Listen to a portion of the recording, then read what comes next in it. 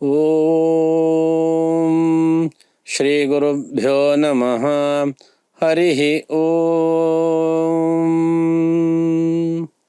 கணானான் த்வா கணபதிகும் ஹவாமஹே giving கவீனாமுபமஸ்ரவஸ்தமம் ஜேஷ்டராஜம் பிரம்மணாம் பிரம்மணஸ்பத ஆனஸ்ருண்வன் நோதிபிः சீதசாதனம் प्रणो देवी सरस्वती वाजेभिर्वाजिनीवती धीनामवित्र्यवतु गणेशाय नमः सरस्वत्यै नमः श्रीगुरुभ्यो नमः हरिः ओम् हृदाकाशे सदा भान्तम् शान्तं आनन्दरूपिणं ज्ञानभानुं अहं वन्दे सद्गुरुं सत्यसायिनं श्रुतिस्मृतिपुराणानाम् आलयं करुणालयं नमामि भगवत्पाद शङ्करं लोकशङ्करम्. நம்மெல்லாருடைய ஹிருதயகமலவாசியான பிரியமான பகவானின் பொற்பாத கமலங்களுக்கு என்னுடைய நமஸ்காரங்களை சமர்ப்பித்து எல்லா சாய் அன்பர்களுக்கும் இனிய பராபவ புத்தாண்டு நமஸ்காரங்கள். சாய்ராம். சுவாமியினுடைய 100வது ஆண்டு விழாவில் நாம் எல்லோரும் இறைவனுடன் பயணிக்கும் இந்த மிகவும் புண்ணியமான இந்த நன்னாளில் காலையில் எழுந்து ஸ்நானங்களை செய்து கொண்டு புது வஸ்திரங்களை உடுத்தி தெய்வ வழிபாடு நடத்த வேண்டும். தெய்வ வழிபாடிற்கு பின் பஞ்சாங்க சிரவணமானது செய்யப்பட வேண்டும். சுவாமி கூறும் பொழுது காலம் இறைவனின் வடிவமாகும். காலஸ்வரூபா ஜனமஹ நம்ம சொல்கிறோம், காலாதீதா ஜனமஹ. சுவாமி சொல்கிறார் காலமே இறைவனின் வடிவமாகும் அப்படின்னு சொல்கிறார். அதுவே நமக்கு மிகப்பெரிய செல்வமாகும். ஒவ்வொரு நாளும் பகவான் நமக்கு ஒரு கிஃப்டாக கொடுக்குறார். அதை சதுபயோகம் பண்ண வேண்டும். ஒரு நாளில் 24 மணி நேரங்கள் உள்ளது. 24 மணி நேரங்களை சுவாமி 4 பாகங்களாக பிரிக்கிறார். 6 மணி நேரங்களாக 4 பாகங்களாக சுவாமி சொல்கிறார். ஒரு 6 மணி நேரம் உறக்கம், இன்னொரு 6 மணி நேரம் வேலை, கடமை, என்னென்ன கடமை இருக்கிறதோ அந்த கடமையை ஆற்ற வேண்டும். ஒரு 6 மணி நேரம் சேவை, இன்னொரு கடைசி 6 மணி நேரம் சுய சாதனை. ஒரு நாளை சுவாமி 4 பாகங்களாக சொல்கிறார். இந்த மாதிரியாக நம்ம பிரித்து கொள்ள வேண்டும். ஒரு நாளை சத்உபயோகம் செய்ய வேண்டும் அப்படின்னு சொல்கிறார். இந்த மாதிரி சத்உபயோகம் செய்யறதுக்கு வேதாங்கமான ஜோதிஷ சாஸ்திரத்திலிருந்து நமது முன்னோர்கள் இந்த பஞ்சாங்கம் அப்படின்னக்கூடிய இந்த ஒரு வஸ்துவை நமக்கு கொடுத்திருக்கிறார்கள். பஞ்ச அங்கங்கள். இதை கேட்டால் என்ன நடக்கும்? எல்லாரும் சொல்கிறார்கள், இந்த புதிய புத்தாண்டில் எல்லாரும் பஞ்சாங்க சிரவணம் செய்ய வேண்டும். இதனுடைய கேட்பதினால் என்ன பலன் நமக்கு உண்டாகும் அப்படின்னு பார்த்தோம்னா, ஸ்ரீ கல்யாண குணாவஹம் ரிபுஹரம் துஸ்வப்ன தோஷாபஹம் கங்கா ஸ்நான விசேஷ புண்ணிய பலதம் கோதான துல்யம் நிருணாம் ஆயுர்விருத்திதமமுத்தமம் சுபகரம் சந்தான சம்பத்ப்ரதம் நானா கர்மசு சாதனம் சமுச்சிதம் பஞ்சாங்கமாகர்ணயாத் அப்படின்னு சொல்கிறது. ஸ்ரீ கல்யாண குணாவகம் ரிபுஹரம். எல்லா விதமான பாபங்களையும் அழிக்கிறது. இறைவனுடைய குணாதிசயங்களை கேட்க சொல்ல எல்லா விதமான பாபங்களும் அழிகிறது. ரிபுஹரம் துஸ்வப்ன தோஷாபகம். கெட்ட கனவுகள் வருவதை தடுக்கிறது. கங்கா ஸ்நான விசேஷ புண்ணிய பலதம். கங்காதி புண்ணிய நதிகளில் நம்ம ஸ்நானம் பண்ணால் என்ன புண்ணியம் நமக்கு கிடைக்குமோ அது போன்ற புண்ணியம் நமக்கு கிடைக்கிறது. கோதான துல்லியம் நிருணாம். பிரத்யக்ஷமாக ஒரு கோமாதாவையும் கண்ணுக்குட்டியையும் நம்ம தானம் பண்ணக்கூடிய அந்த பலன் என்ன பலனோ அந்த பலனானது பஞ்சாங்க சிரவணத்தினாலே, பஞ்சாங்கத்தை கேட்பதினாலே நமக்கு கிடைக்கிறது. ஆயுர் விருத்திதமமுத்தமம் சுபகரம். நல்ல தீர்க்கமான ஆயுள், சந்தான சம்பத் பிரதம், எல்லா விதமான சம்பத்துகளும், குழந்தைகளும் பிரஜைகளும் எல்லா விதமான சம்பத்துகளும் நம்மை வந்து அடைகின்றன. நானா கர்ம சுசாதனம் சமுச்சிதம், எந்தெந்த காரியங்களை வந்து எப்பப்பொழுது செய்ய வேண்டும் அதற்கு ஹேத்துவாக. இப்போ நம்ம ப்ரஷ் பண்ணோம்னா மார்னிங் பண்ணுறோம், குளிக்கணும்னா இந்த டைம் பண்ணுறோம். ஸோ ஒவ்வொரு விஷயத்தையும், ஒவ்வொரு காரியத்தையும், ஒரு கிரகப்பிரவேசம் எப்படி பண்ணுறது, ஒரு கல்யாணம் எப்படி பண்ணுறது, ஒரு கும்பாபிஷேகம் எப்படி பண்ணுறது, இந்த மாதிரியான கால நிர்ணயங்களை, நல்ல விஷயங்களையும் எல்லா விஷயங்களையும் எந்தெந்த காலத்தில் செய்ய வேண்டும், இந்த காலத்தின் நிர்ணயம் என்ன அப்படின்னு சொல்லக்கூடிய அந்த ஒரு ஹேத்துவாக, உதவிகரமாக இந்த பஞ்சாங்கமானது நமக்கு இருக்கிறது அப்படின்னு இங்கே சொல்கிறார். அனுதினமும் நாம் வந்து பஞ்சாங்க சிரவணமானது நம்ம செய்ய வேண்டும். இதனால் நமக்கு என்ன பலன் கிடைக்கிறது அப்படின்னு பார்த்தோம்னா, திதேஷ்ச ஸ்ரியமாப்னோதி வாராத் ஆயுஷ்யவர்தனம் நக்ஷத்ராத் ஹரதே பாபம் யோகாத் ரோக நிவாரணம் கரணாத் காரிய சித்திஞ்ச பஞ்சாங்கஸ்ய பலந்த்விதம் காலவித் கர்ம குரு தீமான் தேவதானுகிரகம் லபேத். பஞ்ச அங்கங்கள் திதி, வார, நக்ஷத்திர, யோக, கரணம். திதி தெரியும், அமாவாசையிலிருந்து ஆரம்பித்து 15 நாட்கள், ஒரு மாதத்திற்கு 2 முறை 0லேருந்து 15 வரைக்கும், அமாவாசையிலிருந்து ஆரம்பித்து பஞ்சதசி வரைக்கும் 15 திதிகள். அதே மாதிரி பௌர்ணமியிலிருந்து மறுபடியும் அமாவாசை வரைக்கும் 15 திதிகள். சுக்லபக்ஷம் கிருஷ்ணபக்ஷம் என்று 2 பட்சமாக சொல்கிறோம். வாரம் 7 வாரங்கள், ஞாயிற்றுக்கிழமையில் ஆரம்பித்து சனிக்கிழமை பரியந்தம். நக்ஷத்திரம் 27 நம்ம ஆல்ரெடி பார்த்துருக்கோம். யோகம், கரணம் இத்தியாதி 5 குணங்களும் சேர்ந்தது தான் வந்து பஞ்சாங்கம் அப்படின்னு சொல்கிறோம். படிக்கிறதால நமக்கு என்ன லாபம் அப்படின்னா, திதேஷ்ச ஸ்ரியமாப்னோதி, நல்ல செல்வங்கள் நமக்கு கிடைக்கும். அந்த திதி அப்படிங்கிறத திதி சொல்கிறதுனால நல்ல செல்வங்கள் நமக்கு கிடைக்கும். வாராத் ஆயுஷ்யவர்தனம், என்னென்ன வாரம்னு தெரிஞ்ச அந்த காரியங்களை செய்ததுனால நல்ல ஆயுரானது விருத்தியாகும். நக்ஷத்ராத் ஹரதே பாபம், நட்சத்திரத்தை தெரிந்து கொள்வதனால் பாபங்கள் நசிக்கின்றன. யோகாத் ரோக நிவாரணம், நம்ம கிட்ட இருக்கக்கூடிய அந்த வியாதிகளானது நிவர்த்தியாகிறது. கரணாத் காரிய சித்திஞ்ச, ஏன்னா காரிய சித்திங்கிறது ஒவ்வொரு காலத்தில் நாம் எப்போ எந்த காரியம் பண்ணால் அது சக்ஸஸ் ஆகும் அப்படின்றது தெரிஞ்சு பண்ணணும். அந்த ஒரு காரிய சித்தியை கொடுக்கக்கூடியது வந்து அந்த கரணாத் காரிய சித்திஞ்ச, அதை தெரிந்து கொண்டு கரெக்டான டைமில் அந்த கரெக்டான அப்ளிகேஷன் நம்ம பண்ணக்கூடிய ஒரு பாக்கியம் பகவான் நமக்கு கொடுக்கணும். பஞ்சாங்கஸ்ய பலந்த்வேதம், இதுதான் அந்த பஞ்சாங்க சிரவணம் பண்ணுறதால நமக்கு கிடைக்கக்கூடிய பலன்கள்.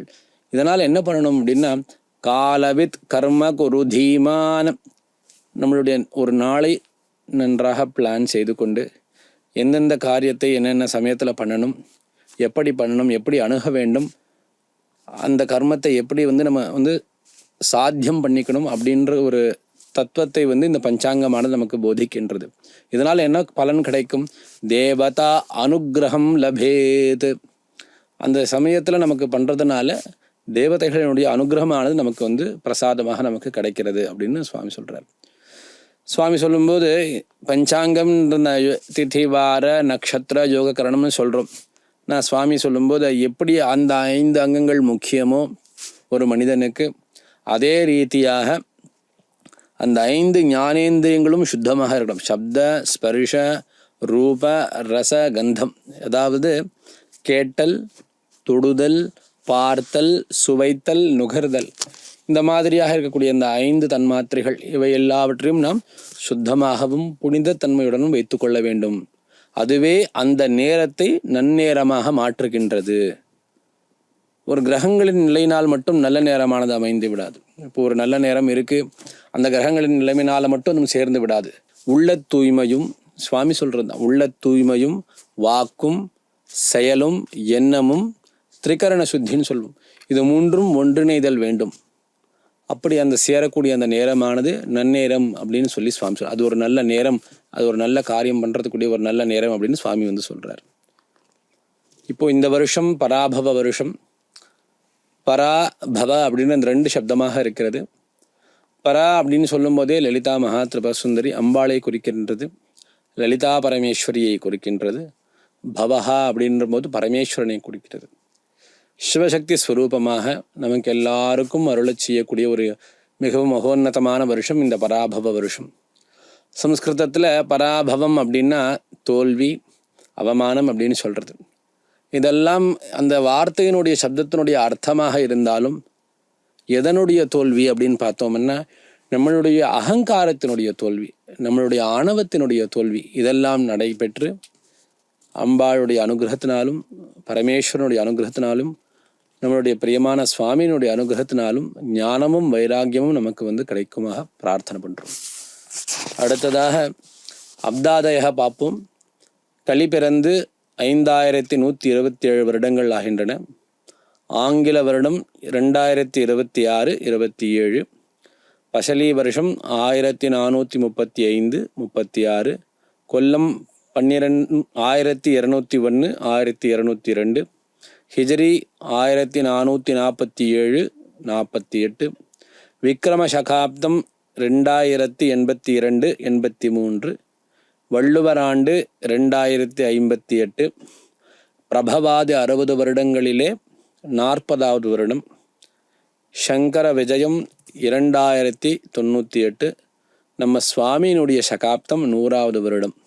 மிகவும் இந்த புண்ணியமான பராபவ வருஷத்தில் ஆதிபத்தியம் யார் யார் என்னென்ன ஆதிபத்தியம்ன்றதை பார்ப்போம். நவகிரகங்களின் ஆதிபத்தியம் என்னென்ன.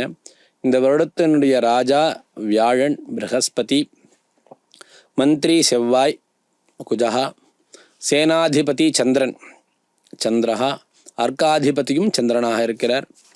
சஸ்யாதிபதி இந்த பீஜங்கள் விதைகள் அவனுடைய அதிபதியாக சுக்ரன், தானியாதிபதி தானிய வகைகள் அரிசி கோதுமை இத்தியாதி தானிய வகைகள் அதனுடைய அதிபதியாக புதன், ரசாதிபதி தேன் நெய் எண்ணெய் இத்தியாதி ரசாதிபதிகள் இது சூரியன், நீரசாதிபதி நமக்கு கிடைக்கக்கூடிய வைரம் வைடூரியம் இத்தியாதி அந்த ஜம்ஸ் இதெல்லாம் சொல்கிறோம் இல்லையா, அதனுடைய அதிபதியாக சுக்ரன், மேகாதிபதி மேகங்களுக்கு அதிபதியாக சந்திரன், இந்த வருடத்தினுடைய தேவதையாக லக்ஷ்மி நாராயணராக இருக்கிறார். இவைகளெல்லாம் இந்த தேவதைகளின் நவநாயக பலன் அப்படின்ற ஒரு பலன். முதலாவதாக இந்த வருஷத்தினுடைய பலன், எல்லா வகை உயிரினங்களும் நன்றாக இருப்பார்கள். வருஷத்தின் பிற்பாதையில் நல்ல மழை பெய்யும், பசுக்கூட்டங்கள் அதிகரிக்கும், பால் மிகுதியாக கிடைக்கும். ராஜா வியாழனின் பலன், மக்கள் தங்களுடைய கர்மங்களை தவறாமல் செய்வார்கள். இதனால் நல்ல மழை பெய்து எல்லோருக்கும் சுபீக்ஷமும் ஆரோக்கியமும் உண்டாகும். மந்திரி செவ்வாயின் பலன், தலைவர்களிடத்தில் அரசாட்சியில் உள்ளவர்களிடத்தில் தர்மத்தின் வெளிப்பாடு குறைந்து காணப்படும். மழை, பொருட்களின் விலை இவைகளெல்லாம் கெடுதலடையும். ஆயுதங்கள், திருடர்கள், நெருப்பு இவைகளால் மக்களுக்கு சிறு துன்பங்கள் நேரும். சேனாதிபதி சந்திரர்களின் பலன், நல்ல மழை பெய்யும், மக்கள் ரோக நிவர்த்தியும் சௌக்கியமும் பெறுவார்கள், பால் விருத்தி அதிகரிக்கும். சஸ்யாதிபதி சுக்ரன், அவர் வெளுப்பு நிலங்களில் வெள்ளை தானியங்கள் நன்றாக விளையும், மொச்சை இத்தியாதி வெள்ளை நிற தானியங்கள் அதிகமாக விளையும். ரசாதிபதி சூரியன், நெய் எண்ணெய் தேன் இவைகளில் நல்ல விளைச்சல் ஏற்படும், விலையும் மலிவாக கிடைக்கும். தானியாதிபதி புதன், பூமியின் பாதி பாகத்தில் குறைந்த அளவு மழையும் பயிர்கள் குறைந்தும் காணப்படும். தானிய உற்பத்தி மற்ற இடங்களில் குறைந்தும் காணப்படும். மேகாதிபதி சந்திரன், நல்ல மழை எல்லா இடங்களிலும் காணப்படும். பயிர்களின் உற்பத்தி இவருடைய பலத்தினால் அதிகரிக்கும், பாலின் உற்பத்தியும் இவருடைய பலத்தினால் அதிகரிக்கும். நீரசாதிபதி சுக்ரன், அவருடைய பலன் வைரம், முத்து, பருத்தி, வெள்ளி முதலானவை சுலபமாய் எல்லா மக்களுக்கும் கிடைக்கும். குருச்சார பலன், வருஷ ஆரம்பம் முதல் வைகாசி 11ஆம் நாள் வரை மிதுன ராசியிலும், வைகாசி 12ஆம் நாள் முதல் கடகராசியிலும் சஞ்சரிக்கிறார். ஆனி மாதம் 26ஆம் நாள் மேற்கே அஸ்தமனமாகி ஆடி மாதம் 26ஆம் நாள் கிழக்கே உதயமாகிறார். ஐப்பசி 3ஆம் நாள் அதிசாரமாக சிம்மராசிக்கு பெயர்ச்சியாகிறார். மாசி 1ஆம் நாள் கடகராசிக்கு பெயர்ச்சியாகி வருடம் முழுவதும் கடகராசியிலே இருக்கிறார். அவருடைய அந்த குருச்சாரத்தினுடைய பலன், அரசாட்சியில் இருப்பவர்கள் யுத்தத்தில் அதிகமான ஈடுபாடும், இதனால் சில இடங்களில் பயிர்கள் தானியங்களின் கெடுதியும் ஏற்படும். பசுக்களும் ஆடுகளும் நல்ல பால் விருத்தி உண்டாகும். தெய்வ காரியங்கள், ஹோமங்கள், யாகங்கள் அதிகரித்து காணப்படும். சனி சார பலன். சனி பகவான் இவ்வருஷம் முழுவதும் மீனராசியில் சஞ்சரிக்கிறார். இதன் பொருட்டு பயிர் கெடுதியும் விபத்துகளும் நடக்கும் வாய்ப்புகள் அதிகரிக்கும். ராகு கேது சார பலன். வருஷாரம்பம் முதல் ஐப்பசி 26ஆம் நாள் வரை ராகு பகவான் கும்பராசியிலும் கேது பகவான் சிம்ம ராசியிலும் இருக்கிறார்கள். பிறகு வருஷம் முடிய ராகு பகவான் மகர ராசியிலும் கேது பகவான் கடக ராசியிலும் இருக்கிறார்கள். ஜனங்களுக்கு க்ஷேமம் ஏற்படும், நல்ல ஆரோக்கியம் உண்டாகும். அரசாட்சியில் அரசர்களுக்கு மத்தியில், தேசங்களுக்கு மத்தியில் சிநேகம் அதிகரித்து காணப்படும். மழை வருஷிக்கும், பயிர்கள் அதிகரித்து காணப்படும். இதுவே இவர்களது ராகு சேத்து சார பலன். குரு சுக்ராதி அஸ்தமனோதய பலன். செவ்வாய்க்கு இந்த வருடம் அஸ்தமன உதயம் இல்லை. குரு பகவான் ஆணி மாதம் 26ஆம் மேற்கே அஸ்தமனமாகி ஆடி மாதம் 24ஆம் நாள் கிழக்கே உதயமாகிறார். சுக்கிரன் ஐப்பசி 9ஆம் நாள் மேற்கே அஸ்தமனமாகி ஐப்பசி 19ஆம் நாள் கிழக்கே உதயமாகிறார். சனி பகவான் பங்குனி 11ஆம் நாள் அஸ்தமனமாகி வருஷம் முடிய அஸ்தமனத்தில் சஞ்சரிக்கிறார். குரு அஸ்தமனத்தில் ரிக்வேதிகளும், சுக்ராஸ்தமனத்தில் யஜுர்வேதிகளும், செவ்வாய் அஸ்தமனத்தில் சாமவேதிகளும், சனி அஸ்தமனத்தில் அதர்வ வேதிகளும் சுபகாரியங்களை தவிர்த்தல் வேண்டும். கிரகணங்கள். இவ்வருடத்தில் நிகழும் 2 சூரிய 2 சந்திர கிரகணங்கள் யாவும் நம் தேசத்தில் தெரியாது. இவ்வருடத்தின் கத்திரி காலம் சித்திரை மாதம் 21ஆம் நாள், அதாவது மே 4ஆம் நாள் ஆரம்பித்து வைகாசி 14ஆம் நாள் மே 28 அன்று முடிவடைகிறது. கந்தாய பலன். கந்தாயமானது 3 விதமாக பிரிக்கப்படுகிறது. முதல் கந்தாயம் சித்திரை முதல் ஆடி வரை, 2வது கந்தாயம் ஆவணி மாதம் முதல் கார்த்திகை மாதம் வரை, 3வது கந்தாய பலன் மார்கழி மாதம் முதல் பங்குனி மாதம் வரை. முதல் கணக்காக ஒற்றை கணக்கு அர்த்தலாபத்தையும், இரட்டை கணக்காக இருந்தால் சமபலனையும், முதலில் சூன்யம் இருந்தால் வியாதியையும், 2வதில் சூன்யம் இருந்தால் பயத்தையும், 3வதில் சூன்யம் இருந்தால் தரித்திரத்தையும் காண்பிக்கிறது. நட்சத்திரங்கள் பின்படி அஸ்வினி 4-2-4, பரணி 7-0-2, கார்த்திகை 2-1-0, ரோகிணி 5-2-3, மிருகசீரிஷம் 0-0-1, திருவாதிரை 3-1-4, புனர்பூசம் 6-2-2, பூசம் 1-0-0, ஆயில்யம் 4-1-3, மகம் 7-2-1, பூரம் 2-0-4, உத்திரம் 5-1-2, ஹஸ்தம் 0-2-0, சித்திரை 3-0-3, சுவாதி 6-1-1, விஷாகம் 1-2-4, அனுஷம் 4-0-2, கேட்டை 7-1-0, மூலம் 2-2-3, பூராடம் 5-0-1, உத்திராடம் 0-1-4, ஸ்ரவணம் 3-2-2, அவிட்டம் 6-0-0, சதயம் 1-1-3, பூரட்டாதி 4-2-1, உத்திரட்டாதி 7-0-4, ரேவதி 2-1-2. இந்த வருடத்தின் ஆதாய விரய பலன்கள். மேஷராசி மற்றும் விருச்சிக ராசிக்கு ஆதாயம் 11, விரயம் 5. ரிஷபம் மற்றும் துலா ராசிகளுக்கு ஆதாயம் 5, விரயம் 14.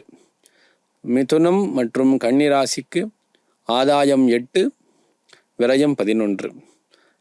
கடகம் ஆதாயம் 8, விரயம் 2. சிம்ம ராசிக்கு ஆதாயம் 5, விரயமும் 5. தனுசு மீன ராசிக்கு ஆதாயம் 14, விரயம் 11. மகரம் மற்றும் கும்பராசிக்கு ஆதாயம் 2, விரயம் 8. இந்த வருடத்தின் மொத்த ஆதாயம் 53ஆகவும் விரயம் 56ஆகவும் உள்ளது.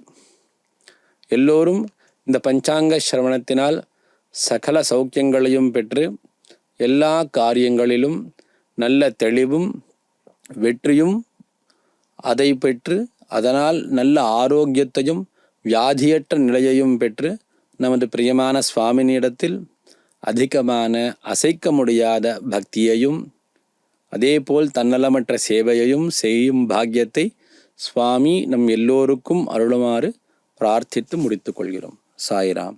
சஹனாவவது சஹனௌ புனக்து சஹ வீர்யங்கரவாவஹை தேஜஸ்வினாவதீதமஸ்து மா வித்விஷாவஹை.